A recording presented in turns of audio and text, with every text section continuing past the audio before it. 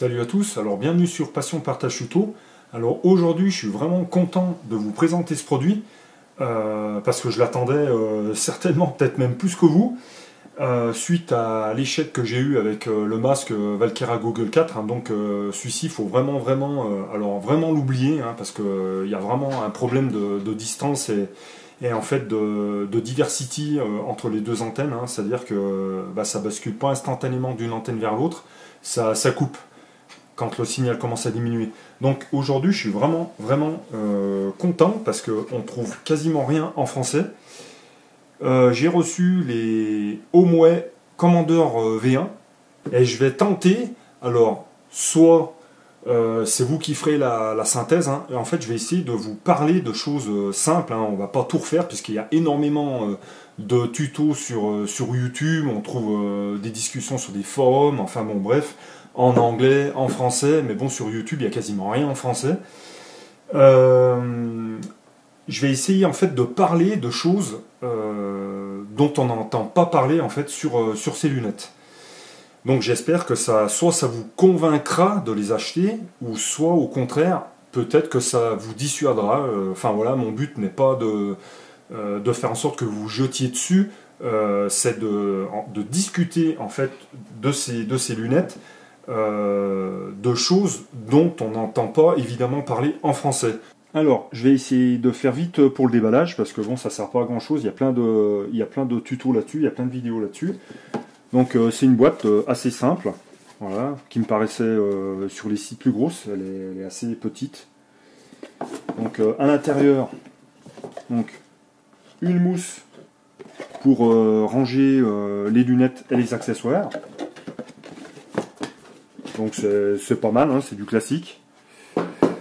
Nous avons une mousse de rechange, parce que en fait il y en a une qui est un peu plus épaisse que l'autre, hein, ça dépend des visages, hein. Moi j'ai tout de suite mis la mousse un petit peu plus épaisse, et puis bon, selon la forme des visages plus ou moins arrondis, on a besoin de mettre une mousse plus fine ou plus épaisse. Donc celle-ci c'est la mousse fine, moi j'ai mis la mousse épaisse. Voilà, donc mousse de rechange. Nous avons tout ce qui est câble, câble VGA je crois, le câble d'alimentation, et les antennes.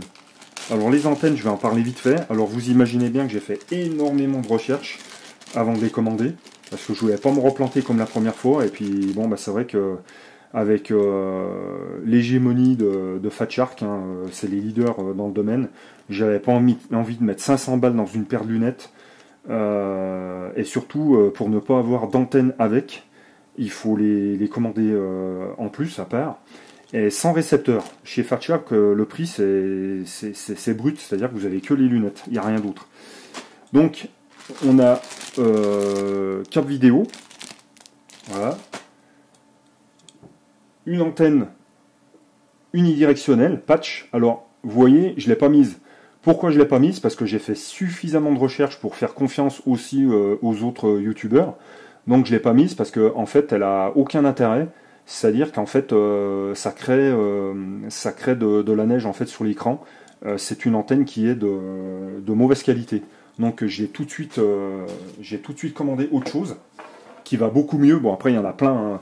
Donc en fait les lunettes, au moins les voilà. J'essaie de faire vite, donc du coup je gafouille.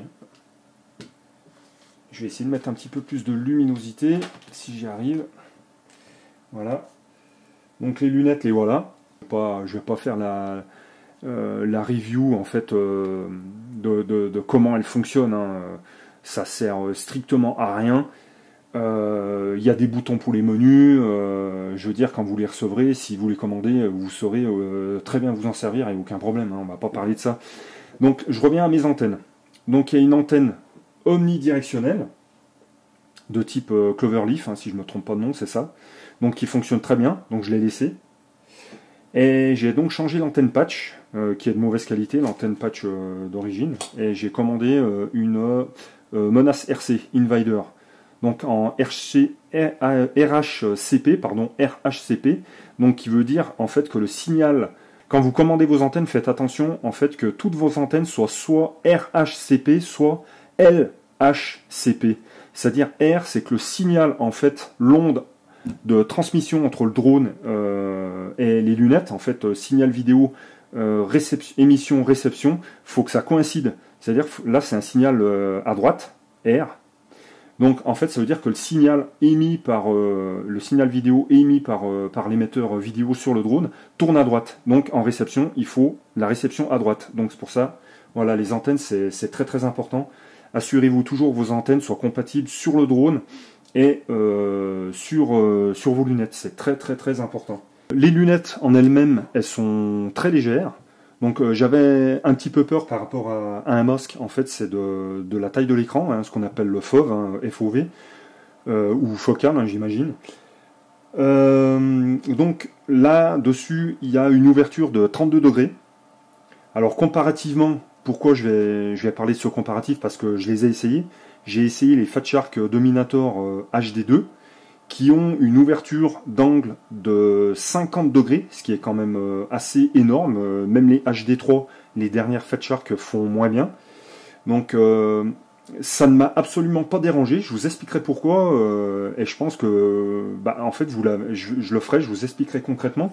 L'avantage, c'est qu'en fait, c'est qu'avec une ouverture d'angle de 32 degrés, vous n'aurez pas tendance à, comment dire, aller chercher du regard dans les angles.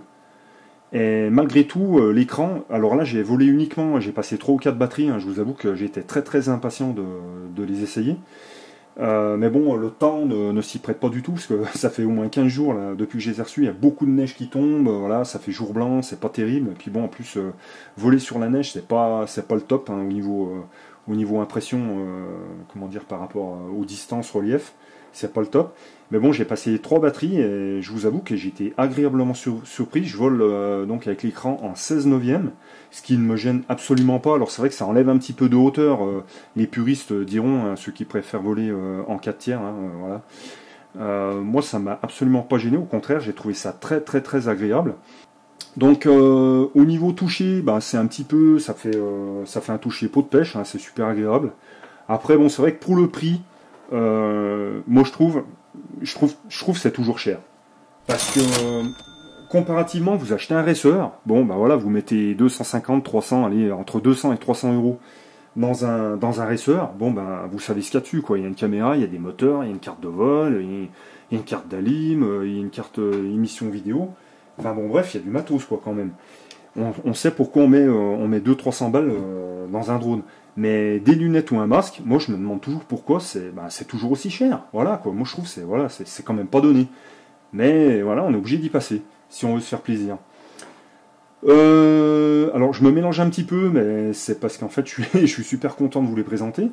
Le Diversity fonctionne vraiment bien entre les deux. Alors en fait, ce qui se passe, c'est qu'à l'écran, on voit basculer droite-gauche. Il n'y a pas de problème, il n'y a aucune coupure d'image, ça marche très très bien. Évidemment, quand le signal commence à diminuer, vous en doutez, ça fait un petit peu de friture, mais très légère, ça fait ce qu'on appelle de la neige sur l'écran. Je ne vais pas rentrer dans les caractéristiques des lunettes, ça servirait à rien. Voilà, on peut choisir les canaux, il n'y a pas de problème, il y a luminosité, contraste. Ça, c'est pour le DVR, enregistrement des vidéos. Alors évidemment, en basse résolution, il ne faudra pas faire des montages vidéo avec le DVR. C'est absolument inconcevable. Ici, nous avons le bouton. Alors, il y a un ventilateur. Voilà, qui, une fois que vous appuyez sur le bouton, par contre, il n'est pas désactivable. Je trouve ça un petit peu dommage. Enfin, ou à moins que je n'ai pas encore fait tout à fait le tour de la question. En fait, il se met en fonction pendant 10 minutes. Ici, c'est le slot micro SD, carte mémoire, donc pour enregistrer vos sessions. On a les 2 antennes Diversity, le ventilateur. Ici, c'est l'écartement, donc l'interpupillaire. Hein. Donc, il est vrai que je crois qu'il est 60, je sais plus de combien de millimètres il est. Bon, de toute façon, vous trouverez. Hein, y a pas de, vous allez me dire, mais il n'a pas envie de s'emmerder, lui. Hein. Interpupillaire ajustable entre 59 et 69 mm, donc entre 5,9 cm et 6,9 cm. Donc je vous avoue que moi je mets au maximum, j'écarte au maximum, parce que sinon, voilà, c'est pas que j'ai les yeux trop écartés, enfin je pense pas, hein, vous me le direz. Hein. Je suis obligé d'écarter au maximum, et malgré tout, je vois encore dans les angles un léger flou, ce qui demanderait en fait à écarter encore un petit peu plus les lentilles. mais c'est absolument pas gênant. Bon voilà, après j'ai lu comme quoi il y en a qui disent qu'il faut absolument essayer les lunettes. Bon voilà, c'est vrai que ceux qui ont les yeux un petit peu écartés, malgré tout, il faudra faire attention, mais il n'empêche que les caractéristiques sont données, donc c'est entre 59 et 69 mm. Moi je vous avoue que j'ai pas mesuré, hein, voilà, j'ai fait le fou, je me suis dit allez, je les commande, vu que le Valkyra c'était vraiment une grosse daube. Voilà, donc il y a une entrée HD. J'ai vu sur YouTube, il y en a un qui fait du simu avec. Alors moi je ne fais pas du simu avec les lunettes, je vous dirai pourquoi. Je pense qu'il faut les laisser refroidir quand même au bout d'un moment, ça a l'air de chauffer un petit peu dedans. Je vous ai pas montré la boîte, c'est vrai, mais je vais trop vite. Donc la boîte est vraiment belle. La boîte est, bon voilà, c'est une boîte lunettes, hein, qui est vraiment sympa, bien rigide, avec une espèce de velours à l'intérieur. Voilà. Vraiment, ce qui est vraiment très bien, je trouve, c'est leur connecteur, en fait, pour brancher une LiPo de 2S jusqu'à 4S. Donc ça, je trouve, c'est vraiment génial, parce que comme ça, au moins, on met la batterie que l'on veut avec notre paire de lunettes. Donc ça, c'est vraiment génial. Alors moi, j'ai mis une 3S 1300 mAh, ce qui fait que derrière la tête, elle est absolument pas grosse, elle est assez légère. Et en termes d'autonomie, ça a l'air d'aller pas mal, parce que j'ai vidé au moins 3 batteries, j'ai vidé. Plus j'ai laissé allumer les lunettes quand je suis rentré chez moi. Donc je pense que j'ai bien laissé allumer les lunettes pendant, on va dire, 25-30 minutes. Et ça m'a presque pas consommé de batterie. Donc je pense que, on va dire, allez, 1300 mAh 3S, c'est pas mal. C'est pas mal. Ça laisse assez de puissance pour alimenter le masque pendant de bonnes sessions quand même, avant de recharger. Donc ça, c'est vraiment l'intérêt, c'est de pouvoir mettre une LiPo, contrairement à Fat Shark qui a une batterie dédiée. Donc ça, c'est vraiment, je trouve, c'est vraiment le plus. Après, le système d'accroche, écoutez, voilà, je vais faire simple. Voilà, c'est un élastique, ça tient très bien. Elles sont très agréables à porter, car très légères. Voilà ce qu'on peut dire vraiment sur les lunettes en elles-mêmes. Elles sont confortables. Il n'y a rien à dire. Moi, j'ai pas spécialement de jour qui passe à travers. Après, ça, c'est tout à chacun. Ça dépend évidemment de la forme du visage. Hein. Mais voilà, pour le moment, on peut dire que c'est du tout bon. Il faudra vraiment voir dans le long terme. Alors, un petit truc aussi, je pense que... Alors, normalement, les lunettes, quand on les allume, on n'est pas obligé, comme un émetteur vidéo, de mettre les antennes. Un émetteur vidéo, on le crame au bout de 10 secondes, parce qu'en fait, il envoie toute la patate. Et vu que l'antenne, elle sert de dissipateur, donc on crame l'émetteur. Normalement, les lunettes, on n'est pas obligé, mais je vous avoue que quand je les ai reçues, je les ai mis sous tension. J'ai mis les lunettes sous tension sans les antennes. Et je vous avoue que ça m'est venu une petite odeur de résine brûlée, comme de platine. Sur les platines, il y a de la résine.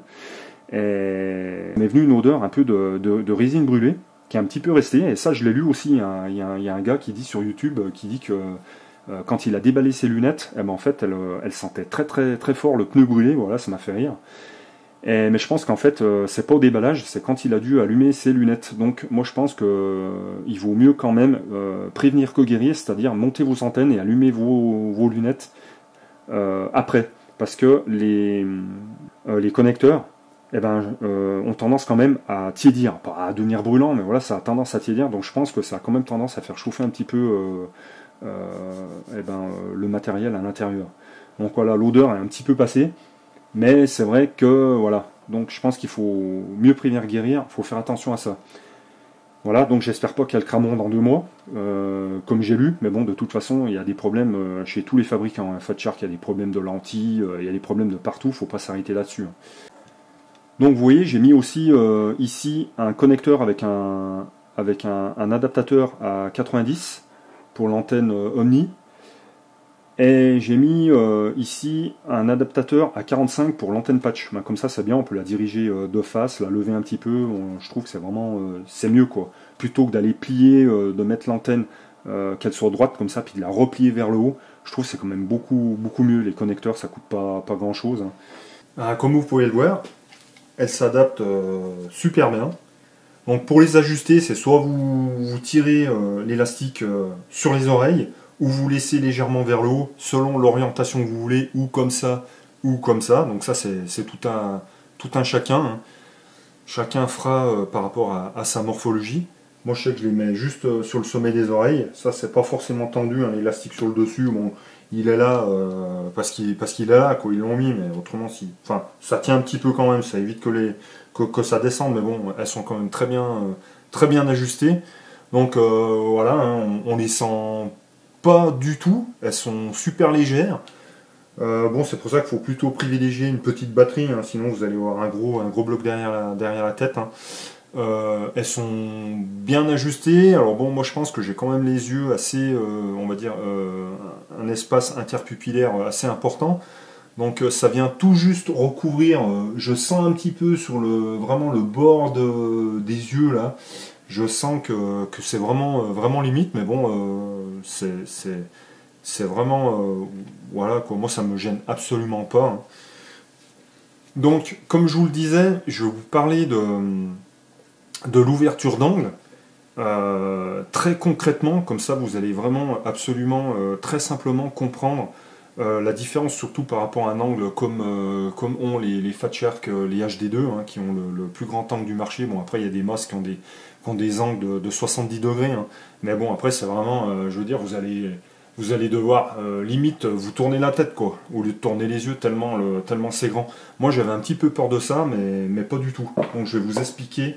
Alors oui, une chose très importante aussi, l'information on la trouve pas. Pour moi c'était vraiment très important. C'est est-ce que les lunettes ont en fait un mini de tension pour la lipo? Alors ça, on trouve l'information nulle part, hormis dans la documentation fournie avec les lunettes. Alors oui, il y a un minimum de tension, heureusement, mais alors il me paraît quand même un petit peu faiblard. C'est-à-dire une alarme se met en route, visuelle et sonore, on n'a pas l'indication de la tension batterie affichée en permanence à l'écran. Ça, je trouve, c'est un petit peu dommage. Voilà, moi je préférais avoir la tension en permanence affichée sur l'écran, mais bon, après tout, hein, c'est que pour... vous allez me dire, vous allez planter votre drone sinon, mais voilà. Alors, en fait, ce qu'ils disent, si vous utilisez une 2S, vous aurez l'alarme visuelle et sonore à partir de 6,8 volts. Si vous avez une batterie 3S comme moi, le minimum batterie s'affichera et buzzera à partir de 10,3 volts. Et une 4S à partir de 14 volts. Donc il y a bien un minimum batterie affiché sur l'OSD des lunettes. Il n'y a pas de problème. Ça pour moi c'était vraiment une info très importante et que je n'ai absolument pas trouvée. Donc ça fait relativement bas. Ça fait 10,3 divisé par 3, ça fait à 3,43, ça va se mettre à sonner par élément. Donc ça commence à faire bas, hein, ça commence à faire bas. Même pas mal du tout. Moi j'aurais préféré qu'ils commencent à mettre l'alarme à aller entre 3,6 et 3,7, hein, 3,7 étant le nominal d'un élément lipo. Donc je trouve 3,43 c'est quand même relativement bas. Bon après c'est vrai que c'est des lunettes, c'est pas un drone que vous pilotez avec, hein, donc la lipo sera pas trop sollicitée, mais moi je trouve que c'est quand même très bas. Voilà. Mais à savoir qu'il y a quand même une indication de tension basse. Voilà. Donc maintenant on va passer sur l'angle. Concrètement, c'est quoi? Une ouverture d'angle de 50 degrés comme il y a sur les Fat Shark Dominator HD2 et donc sur les Homeway Commander V1 avec un angle de 32 degrés. Donc si on applique ça sur une feuille de papier, ça donne quoi? Ça donne à l'intérieur entre ici et ici, donc ça c'est l'ouverture de 32 degrés des Homeway. Alors à l'extérieur, ici et ici, nous avons l'angle d'ouverture des Fat Shark Dominator HD2. Mais encore, qu'est-ce qu'il veut essayer de nous faire comprendre ce loustic là? Eh ben, donc ça c'est représenté sur la feuille de papier. Maintenant, face à un écran d'ordinateur, qu'est-ce que ça donne? Ça sera beaucoup plus par la différence entre 32 degrés et 50 degrés. Donc différence entre Homeway et les HD2. Donc j'ai un écran de 23 pouces, donc 23 pouces qui fait à peu près une diagonale de 50, allez, 58 cm. 58 cm de diagonale. Donc je ne sais pas quel type d'écran vous avez, mais bon voilà, je pense qu'en principe on est entre 23 et 27 pouces. Bon bref, j'ai un 23 pouces. Donc concrètement, ce que je vois quand je mets les lunettes au mouet, avec un angle de 32 degrés, c'est comme si mon écran de 23 pouces était à peu près à 75 cm. Donc vous voyez à peu près ce que ça fait. Donc là je suis sur DRL Simulator. Donc ce qui se passe, c'est qu'en fait je vois très bien l'image. Et en plus, mon œil aperçoit quand même les bords de l'écran. Ce qui fait qu'on n'a pas les yeux qui ont tendance en fait à trop partir chercher pour regarder ce qui se passe dans les coins. Donc voilà concrètement à quoi ça correspond. Voilà. Maintenant, la différence avec un angle de 50 degrés, comme on peut trouver sur les Fat Shark HD2, je vais vous montrer ça tout de suite. Voilà, donc là, vous allez me dire, concrètement, ça change. Évidemment, parce que de 75 cm, mon 23 pouces, je l'ai passé à 55 cm. Donc ce qui est beaucoup plus immersif, il en va évidemment de soi. Mais la grosse différence, alors c'est vrai que c'est très immersif, plus on prend un angle élevé, plus c'est immersif, mais plus aussi on va avoir tendance à avoir le cerveau qui ne sait plus trop où il en est par rapport à l'oreille interne. Donc là, vous voyez, ça m'oblige en fait à... Bon, c'est super, hein, c'est vrai que c'est génial, mais c'est très immersif. C'est-à-dire qu'on a beaucoup plus vite le tournis pour ceux qui n'ont pas l'habitude. Et à aller chercher dans les coins. Bon, il y en a qui aiment, hein. Moi je vous avoue que bon, j'aime bien, mais voilà, le 32 degrés des Aomei reste très correct. C'est-à-dire qu'on voit l'image et on voit quand même les bords de l'écran, ce qui fait qu'en fait on arrive un petit peu mieux à se positionner dans l'espace. Que là, c'est vraiment, là on est dedans, quoi. Je veux dire, là je vais passer dans la matrice là. Donc voilà la différence, vraiment concrète. Donc ici, c'est les HD2. Et ici, voilà, exactement ici, c'est un angle de 32 degrés. Donc on voit très bien l'image, on voit les bords de l'écran. C'est moins immersif, mais ça fait pas non plus, ça fait pas un tout petit écran. Je veux dire, ça reste quand même ultra correct. Alors, je les ai commandés en Chine, évidemment sur Hobby-Wing. Alors il y en a qui vont me dire oui, il y a des frais de douane, mais bon, on peut les éviter si on fait venir par bateau, mais bon, le problème c'est que par bateau ça met 15 jours à 3 semaines, tandis que par avion ben, ça met 4 jours, hein. Voilà, moi je les ai commandés le week-end et je les ai eus je crois le mercredi ou le jeudi, donc 4 jours. Alors je me suis tapé évidemment encore 30 balles de frais de douane, bon c'est vrai que c'est chiant, mais malgré tout, alors bon, elles sont prix public, je les ai eu un petit peu moins cher je vous avoue, prix public elles sont à 310$, donc 310$. Si vous enlevez 15%, la différence entre l'euro et le dollar, ça vous les fait à 290 euros. Alors 290 euros, j'ai compté les 30 euros de frais de douane. Donc 290 euros, vous les avez chez vous. Donc 290 euros. À savoir qu'en France, elles sont uniquement, je crois pour le moment, chez Studio Sport. Alors ils sont quand même pas chiés, hein. Elles sont à 400 euros, ces lunettes. Donc c'est vrai qu'à 400 euros, on arrive à trouver des Fat Shark, même moins cher. Mais bon, après, la qualité, je pense qu'au niveau justement de l'angle d'ouverture, ça sera pas du tout 32 degrés. Et au niveau de la résolution, ça sera non plus pas du tout... D'ailleurs, j'en ai pas parlé, c'est du 854 par 480, alors que les HD2 Fat Shark, à titre de comparaison, c'est du 800 par 600 pixels avec donc un angle de 50 degrés. Ça, je l'ai suffisamment dit. Donc voilà. Alors, vous allez me dire, oui, mais d'accord, ça a peut-être été un peu long. C'est vrai que j'ai un peu tout mélangé, mais voilà. C'est vrai qu'il y aurait beaucoup de choses à dire. J'en ai ou pas assez dit, ou trop dit. C'est certainement trop long. Mais bon, voilà, je pense qu'on n'a pas envie de claquer des sommes pareilles et puis de ne pas être sûr de soi. Donc je pense que... j'ai à peu près fait le tour. Mais qu'est-ce qui m'a plu donc, dans ces lunettes? Donc c'est vrai que j'ai pas pu les tester super longtemps. On verra dans quelques mois. On va laisser passer un petit peu l'hiver. Je vais revoler quand même, mais bon, avec la neige, c'est pas évident. Le relief, le jour blanc. Le Diversity, elles sont très confortables. Ouais, mais quoi d'autre? Eh ben, en fait, c'est l'écran, les lentilles. Ce qui m'a vraiment, parce que bon, c'est vrai qu'on peut pas parler de qu'elles soient mieux que d'autres en termes de résolution, parce que je veux dire, même les Fat Shark HD2, qui ont une résolution de 800 par 600, c'est pas transcendant. Je veux dire, c'est pixelisé. Faut arrêter de dire. Moi, j'ai envie de dire, arrêtez les mecs, quoi. Pour le moment, c'est à peu près toute la même gamme de résolution d'écran. Moi, j'y crois pas, quoi. Quand il y en a qui me dit, ah, moi, mes lunettes, elles sont mieux, enfin voilà, elles ont une meilleure résolution, mais faut arrêter, cherchez pas, c'est pas vrai. C'est pas vrai. Moi, je suis très pointilleux, et je peux vous dire, c'est pixelisé sur toutes les lunettes. Voilà, c'est de la basse résolution, c'est pas terrible. Mais ce qui m'a vraiment plu dans ces lunettes, ce qui m'a étonné, c'est la qualité des couleurs et la luminosité, si je puis dire, de l'écran, des optiques. Voilà. Ça, c'est vraiment, pour moi, c'est quelque chose qui m'a bluffé, même, je dirais, en basse luminosité. Je les ai essayés comme ça un soir chez moi, alors qu'il n'y avait pas beaucoup de lumière. Eh ben, je peux vous dire que le rendu, il est vraiment sympa, quoi. Au niveau, en termes de luminosité, de couleur, là, c'est vrai que c'est vraiment bien. Elles sont compactes, légères, batterie, on peut mettre ce qu'on veut.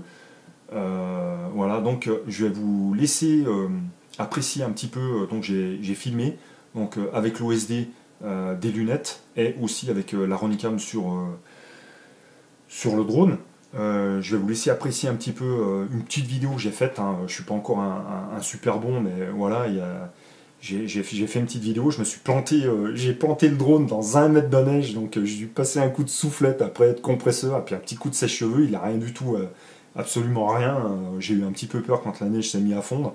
Donc il a fait un petit stage déjà, un petit stage pisteur secouriste dans 1 mètre de neige.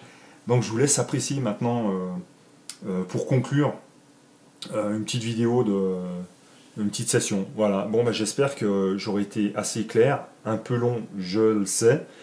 Et puis, ben, à la prochaine. Et je vous souhaite de bonnes fêtes de fin d'année. À bientôt sur Passion Partage Photo. Ciao, ciao!